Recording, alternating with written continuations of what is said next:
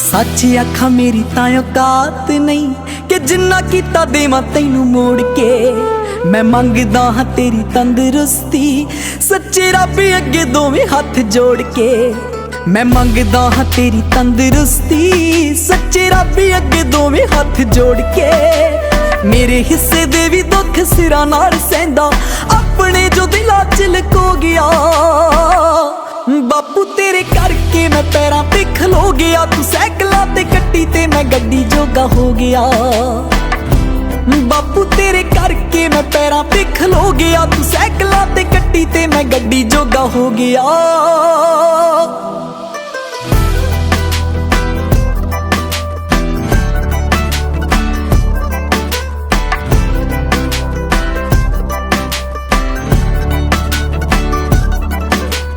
चंदरे गरीबियां दे दिन सी बाले